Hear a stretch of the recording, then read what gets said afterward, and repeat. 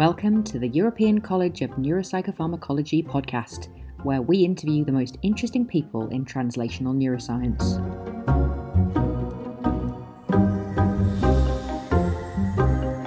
Morning. So I'm Abi Abrahams, the host of today's podcast, and I'm a senior scientist at Pivotal. I spend a lot of my time working on the Prism 2 project alongside Professor Martien, who's a Prism 2 project coordinator, and Dr. Hugh Marston, who's a Prism 2 project leader. So to start with, I thought it'd be good to introduce you and talk a bit about your careers. Martien, you're a professor of behaviour neuroscience at the University of Groningen and the president of ECNP. I saw that you did your undergraduate degree in medical microbiology. Please could you tell us a bit about how you ended up moving into behavioural neuroscience and how you ended up where you are today?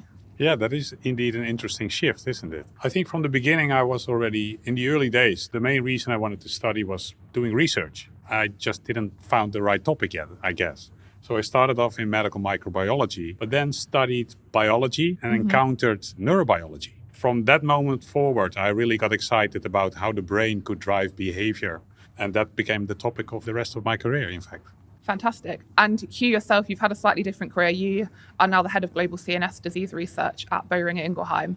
Please can you tell us a bit about how you ended up working in industry? Was it something you already planned or did it happen more serendipitously? Again, rather like Martien, I think I sort of stumbled into an area that I really enjoyed. In fact, my first job after my degree was actually as a computer programmer in what happened to be a neuroscience lab, or what became neuroscience over the following years. So rather like Martien, that really attracted me, understanding how the brain worked. I worked in academia for 15 or so years after that. So you said moving to industry. I don't think I moved to industry. I think I shifted sideways and my employer changed, but actually the science I did was very similar. So I don't think there's a big difference between academia and industry. That divide doesn't exist.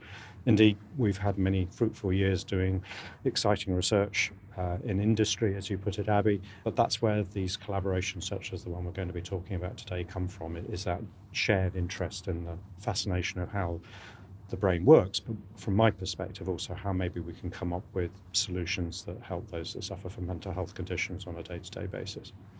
Fantastic. Yeah, we can talk a bit more about the academia and industry collaboration today.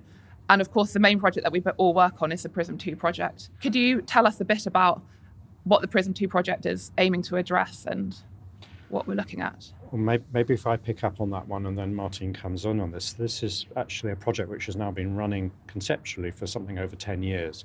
There certainly was a significant agreement back over 10 years ago that really we needed to come up with a new way of thinking about mental health disorders. Historically, we've rather classified them into symptomatic baskets, such as depression or schizophrenia. But those two words don't have any biological meaning in a sense. Certainly somebody who's suffering from the symptoms of schizophrenia will have different symptoms on different days. We probably know that there is a developmental trajectory. What we were trying to do within the concept of Prism that actually came out of an IMI call called Neuroscience 2QB was to see if we could do effectively a clinical experiment to say if we took a group of individuals who had roughly the same symptomatology but we knew suffered, quote unquote, from two different biological diseases, whether there were things which were the same and whether there were things were different. So effectively ripping up the rule book in terms of what we thought was going on and then trying to measure as much as we possibly could to then determine actually what was biologically the issue in those different individuals. Martien, thoughts? Yeah, so indeed, this whole transdiagnostic approach was already of interest to me for quite so many years. In 2007, we wrote the first article where we, in fact, recognized the fact that there was actually quite some genetic overlap between different disorders. And that already alluded to me that there must be something going on beyond the borders of our current diagnostic criteria. And then the call came out, the IMI call, and I thought that's what we should be doing. Fortunately, ECNP has these fantastic networks. And I was in one of those networks, the Experimental Medicine Network. And the group around the table from that network thought that this was a really great call for us to respond to. And so we did. We wrote a proposal according to the required deliverables of the call text. And we were selected by IMI. And that's how it started. Obviously, this transdiagnostic approach is fantastic. But have you ever encountered any resistance from maybe clinicians that actually these diagnostic categories are so well defined?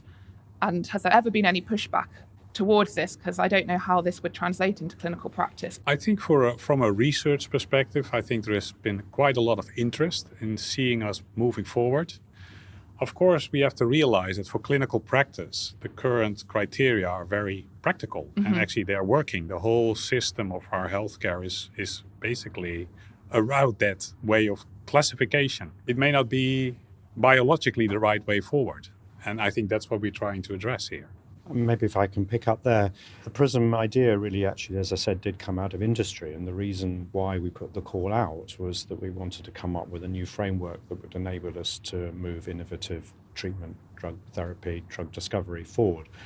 We are maybe not encountering resistance, but there are certainly challenges because the way that the regulatory framework works in Europe and North America is very much driven by clinical practice. So if you're going to try and take a novel therapeutic through drug discovery, through clinical trials, and then take it to the regulators to then get the label and the registration, it's much, much easier if that idea fits into an existing concept that the clinical world understands. So an antidepressant, an SSRI, for instance, that's very easy. People have done it, you know what the path is. When you start going to the regulators and saying, hey, actually, we think this approach is going to work across 2 or 3 of your existing diagnoses, but maybe not fully in each one of those diagnoses, and then they would like us to actually do a little bit more work in terms of getting evidence, doing these sorts of things. And you actually can see that in some of the ways that clinical trials are being set up following findings coming out of Prism and other studies. And actually at the moment we probably have to, for instance, do 3 phase 2 studies across different diagnostic categories in order to demonstrate that transdiagnostic concept. But the long-term effects, I hope, and this is where maybe we want to actually see where Prism will take us, is if we actually can get that biological definition agreed and get the clinical data to show that this new approach works across existing diagnostic criteria, then effectively you create a new diagnostic criteria, which then we hope will be more effective and more amenable to developing other ideas and other approaches and also improving clinical practice. It sounds fantastic. It is a very exciting project to be involved in. And talking of Prism findings, could you tell us a bit about what the main findings were from Prism 1 and how we're hoping to build on that for Prism 2? I'm more than happy to address it. As Hugh already indicated, this was an experiment. It was trying to get proof of concept of this whole transdiagnostic approach. So what Prism proposed to do was to dive in 4 domains that we felt were transdiagnostically presented in schizophrenia patients and in Alzheimer's disease patients. And those were social dysfunction, sensory processing, working memory, and attention. So in Prism 1, we collected a lot of quantitative biological data around those 4 themes. And for our primary analysis, we focused on the social dysfunction, and we were able to show that the connectivity of the so-called default mode network, it's a particular network in the brain, was associated with the level of social functioning across these patient groups. So there was a transdiagnostic relationship between a neural biological circuit in the brain and the level of social functioning, irrespective of the initial diagnosis. And that's the level of research we try now to replicate in an independent group. And we also try to generalize this to another patient group, namely major depression. And that's what we try to set out in Prism 2. You can build on that, which is the actual quantitative findings that we found from that particular experiment. But the other thing that really lives on following Prism 1 is actually the conceptual way that the project was set up. So many times over our careers, and probably Abi, you remember from your days at uni, a lot of times we think about animal models and that sort of traditional approach that maybe you can do something to an animal, then you test a manipulation. If that works, then you move that forward into a different animal model, and eventually you get the confidence to try it in man. And historically, I mean, you could even say as much as 50 to 60 years, we haven't really come up with anything truly revolutionary in the mental health space. But the other conceptualization, which is actually now moving us forward, is that at the core of Prism is the human individual that is dealing with the issues they have on a day-to-day basis. So actually showing that we can start with a human and then back translate not to an animal model, but to a homologous approach. So if we measure something in the humans, whether it's electrophysiological, whether it's imaging, whether it's behavioral, or hopefully actually an amalgam of 2 or 3 of those things to give you convergent evidence, that we also work very hard in Prism 1 to validate the preclinical models that we would need, or the preclinical techniques, maybe a better way of putting it, that we would need, so that if we found the findings that we fortunately did find, that we can now then take those back and probe them more precisely. So the default mode network and some of the fiber pathways which were picked out in the data that Martien's just described, now in Prism 2, we actually can now probe those in the animal species, where we can actually go and optogenetically manipulate a fiber pathway or change a pathway or look at complex behaviors with the appropriate telemetry and various other physiological parameters, which we can't do in humans. That gives us the deep understanding of those circuits, which then enables us to then come up with new ways of manipulating those circuits and hopefully then shifting from reverse gear to forward gear. But getting that message over that really you probably need a little bit of reverse gear before you can go forwards is a key message that we would like to get over. Thanks for raising that, Hugh, because I think it raises an important point. There is always a lot of talk about the relevance of animal studies. And I think it's important to say that for Prism, we of course can find very important associations, relationships between behavioral findings in this case and activity in a brain region. But in fact, to test for causality, you need to manipulate the brain region that you are interested in, or the neural circuit, actually through manipulation or activation of a circuit, and to test whether it's truly affecting that particular behavior. And that's, of course, something we cannot do in humans.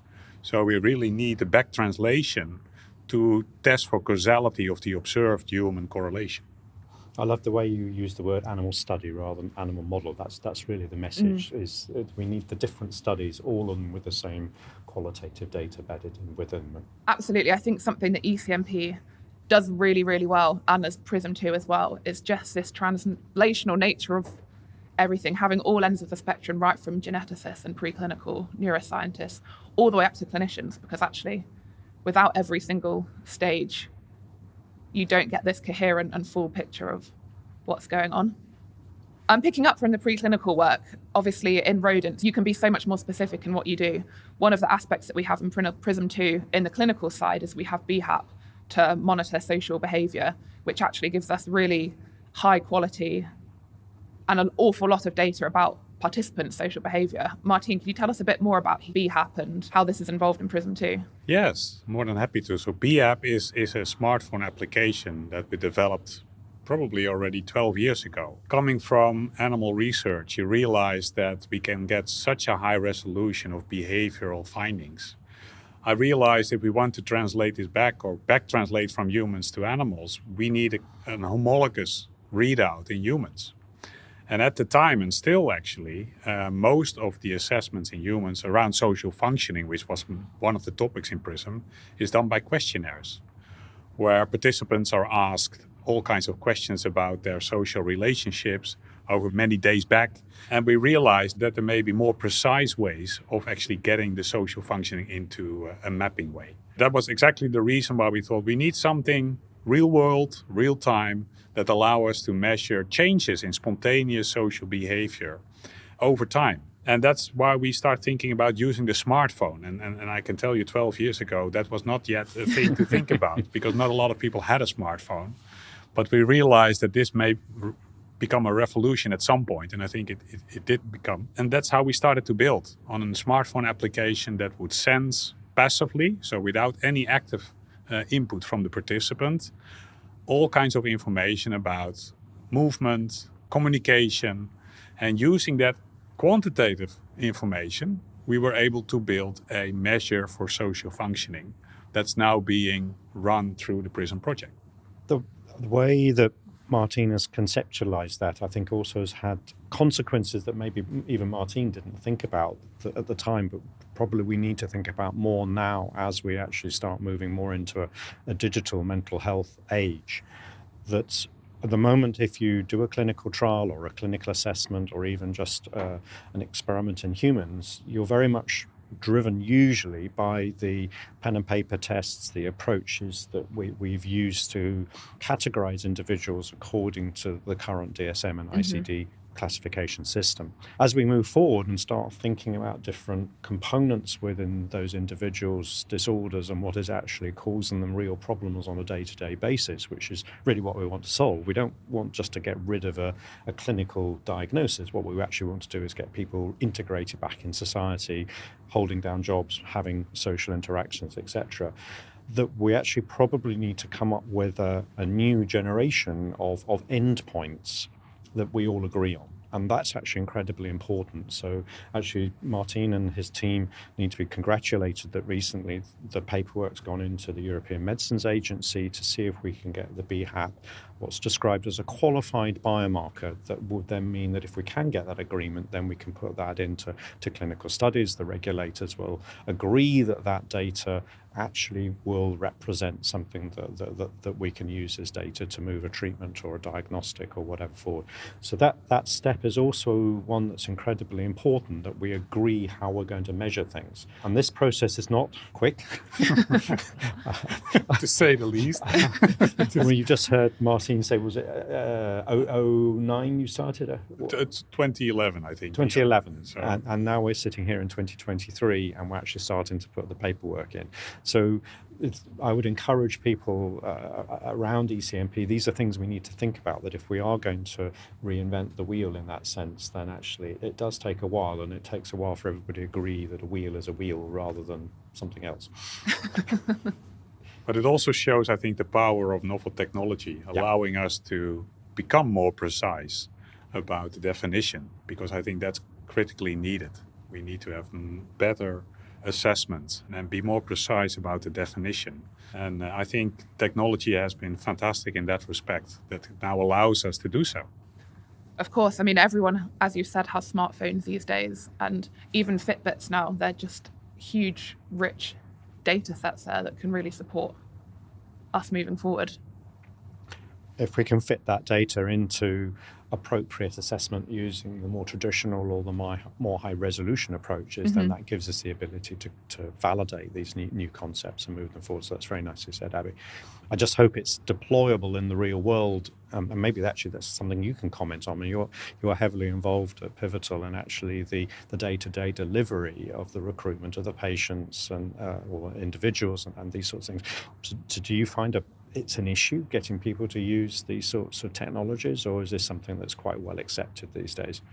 I mean, from my experience, it's generally very well accepted. I think the only maybe slight resistance is just around, what are you doing with my data? And perhaps in some patient cohorts rather than others, a paranoia about, are you following me? Are you tracking me? Or what are you using with the data? But otherwise, no, I think people have their smartphones on them anyway. They're more than happy to use them in a way that will be of benefit to themselves, because it's very accessible and it's very easy because it's already there. They don't have to go to a clinic and sit in an MRI machine for hours, or they don't have to go and be waitlisted to go and see a psychiatrist for however long. If they've got their smartphone there and they can access things immediately, then it's a welcome opportunity or option for people to have.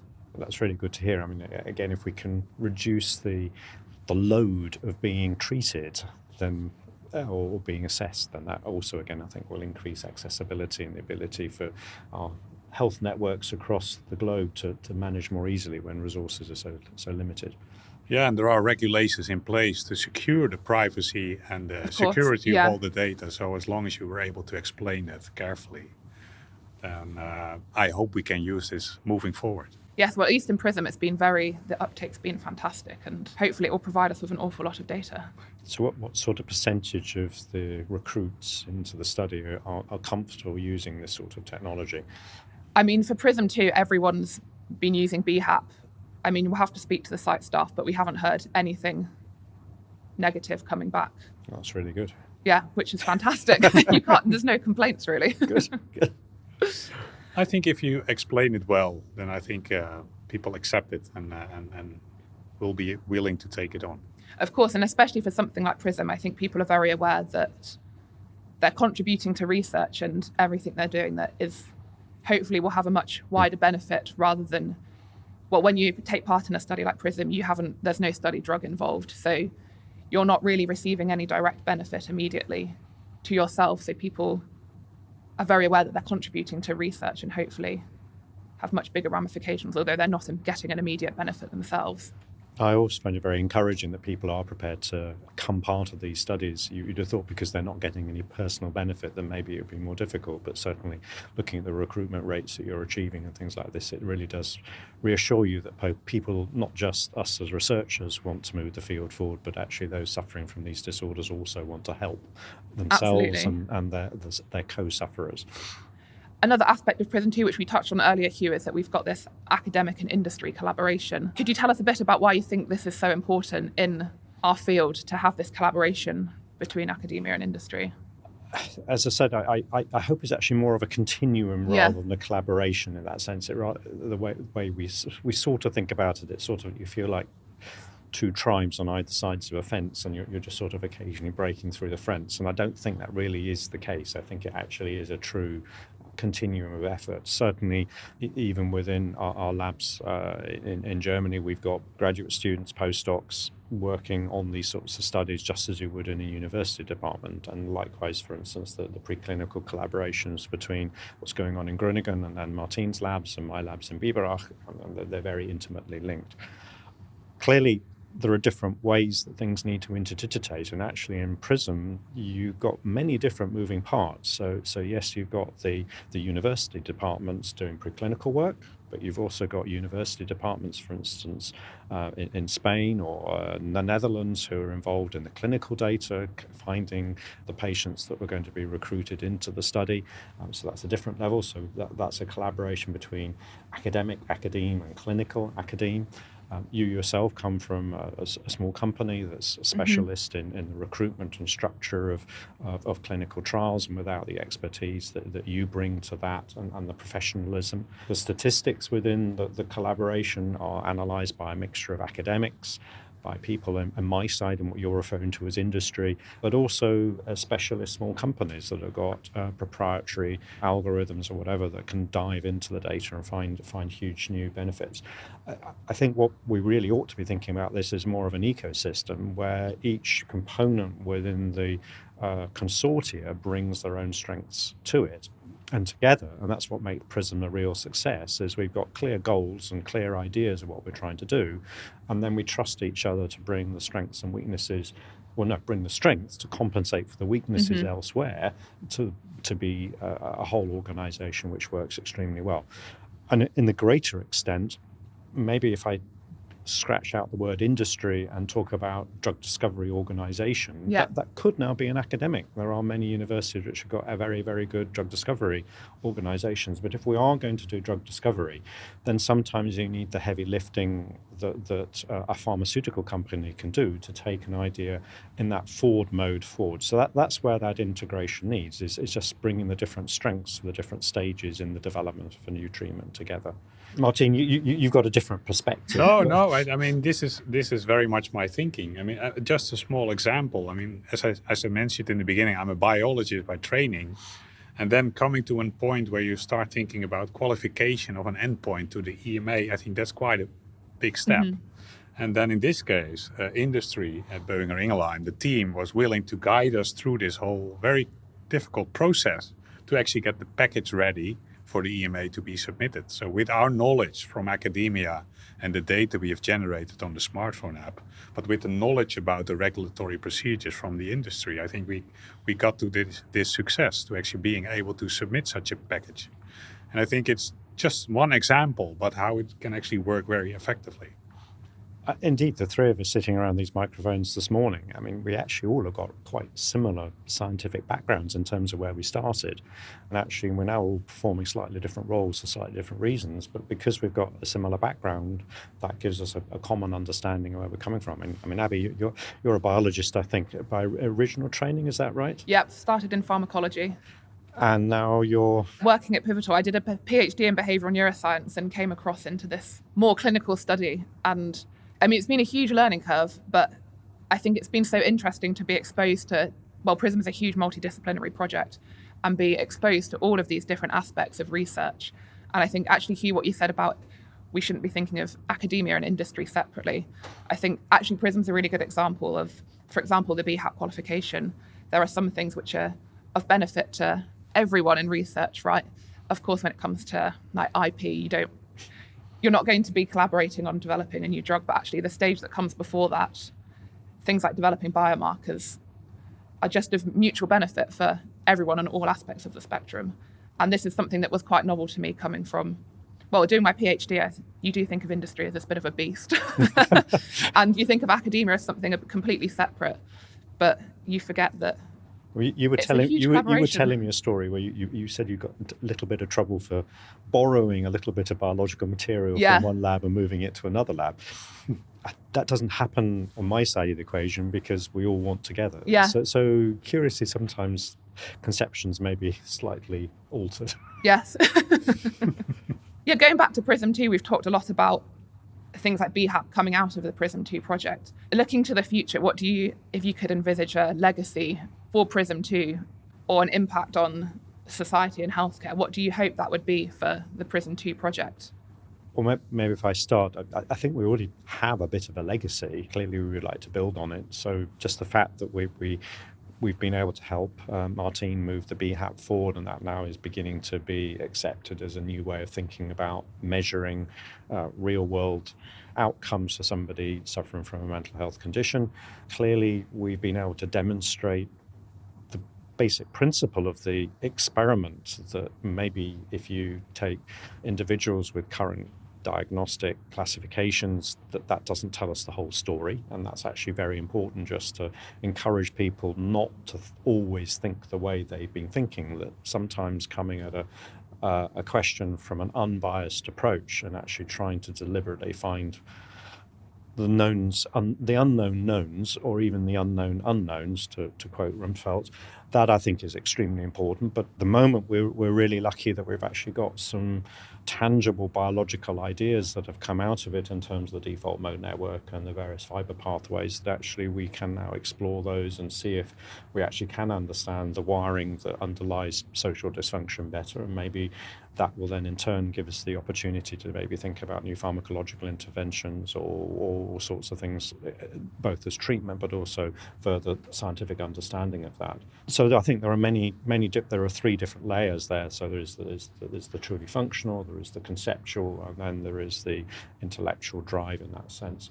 Martien, your thoughts? No, those were three perfectly correct items, but and the other part is of course the data that we have available. So it should be sustainable. It's a legacy of the project, and people may find other ways that we have not yet discovered in that very rich data set. So I think it's delivering on many levels. But I think especially the whole change in concept, thinking about how to define psychiatry and be more precise and use, in fact, our knowledge on biology. I think that's really a big step that we're making at the moment, I would say. Part of the remit of a program set up and supported by the IMI is also educational. And over the 10 odd years that we've been doing these sorts of things, I don't know, maybe it's something we should work out, is actually how many people have been part of Prism in one level or another. It must be getting into the hundreds, I would guess now. And I'm not talking about the individuals that were part of the studies, but just people involved in all the different bits and pieces. So the educational aspects, getting people to realise that by bringing different organisations together actually can often be greater than the sum of the parts. I mean, the fact just listening to you saying you're enjoying working on the programme on that side, that's also, I think, a very important legacy that we would collectively like to make sure and actually use podcasts such as this so that we can actually encourage young scientists that there are all sorts of avenues forward. A lot of them are exciting. If you can find the right niche within the right project, then life can be great fun, and you can get good friends and good relationships as well as pushing science forward in an exciting way. Absolutely. And I just wanted to touch upon something you said, Martien, about thinking about these disorders in a more trans-diagnostic way. I think yesterday in a conversation we had, you were mentioning that potentially this might even have big impacts on patients, that it reduces the stigma associated with these disorders. And I think that's something I hadn't thought about before, and is really true and could have really positive impacts. I know for Prism 2 during the recruitment, at one point we were slightly concerned about the recruitment of schizophrenia patients, because in the Netherlands there seems to be now perhaps more of a trend towards not giving a diagnosis of schizophrenia because of the stigma associated with this, and actually giving a diagnosis of schizoaffective disorder or something like that. And I think that's a really interesting view on this transdiagnostic approach. Yeah, thanks for bringing that back. That was indeed a point I raised earlier. And I think, we really, in the end, should think about the people who are suffering from these conditions and how they are moving forward in their environment and how we can help them. It's also how it's being perceived by the outside world. So it's something we have to do, as Hugh said, not only in a consortium, it's an ecosystem, but in fact, as people around the globe, we are an ecosystem that we need to think about how things are being perceived and how we deal with it. So stigma, I think, hopefully we can reduce that to some extent. Of course, and ultimately helping the patients is the main goal of these projects. Well, actually, if I could be a bit picky there, Abi, what we'd like to do really in the long term is actually not help them as patients, because almost by definition, a patient means you've had a diagnosis. Yeah.